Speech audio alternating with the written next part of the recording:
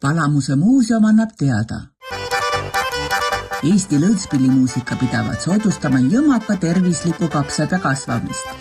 Kõigest, mis seotud kapsapäega, saad näha, kuulda ja osaleda kogu perega Kapsafestil 14. septembril kell 11–15 Palamuse muuseumi õuel. Kuule, Tõnis viib oma kapsad ja kartulis nüüd Paunverre välja näitusele. Ja et Ülesoo Mihkel olevat mineva aasta 5 rubla ja kiituse kirja saab. Ja, sai jah. Kiituse kiri teisel veel praegugi tagakambris seina peal.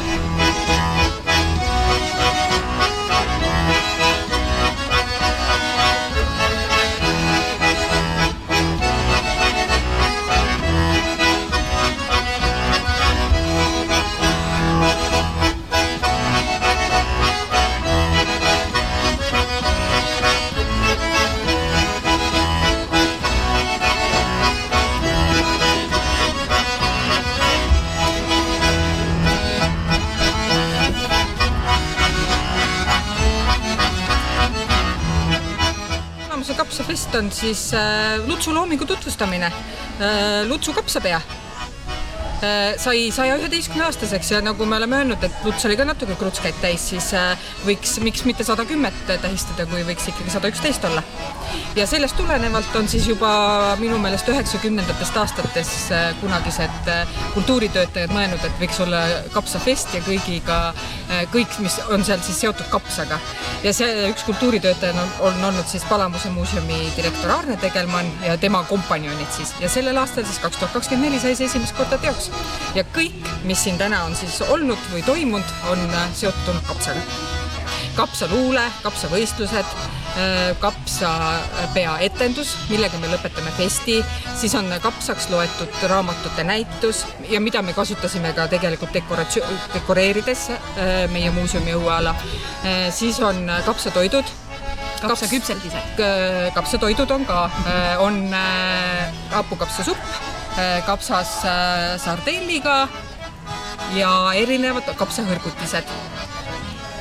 Ja kapsaküpsetiste konkurss oli, kus oli meil mitmeid osalejaid ja võitja on väga üllatuslik kapsaküpsetis.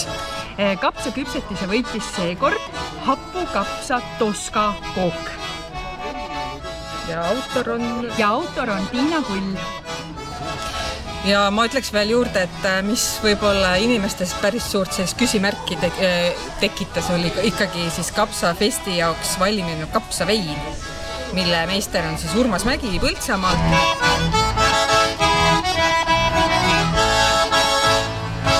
Mõtteväeg.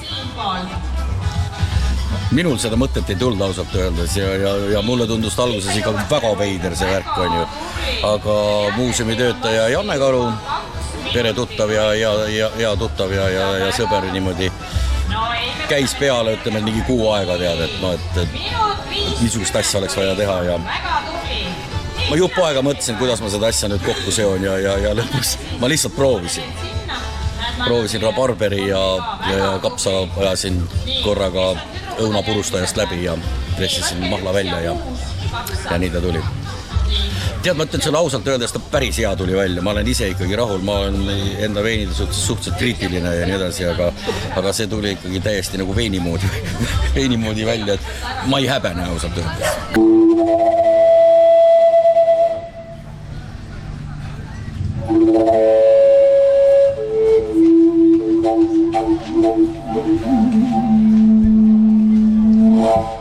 Kapsaveini ma juba maitsesin.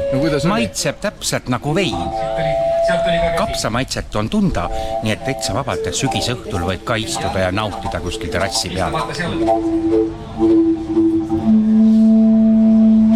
Lions klubi toetab oma tegevusega noori, Palamuse lapsi ja seda juba 25 aastat. Kapsafest on esimest korda ja me ei saanud muidugi seda võimalust kasutamata jätta.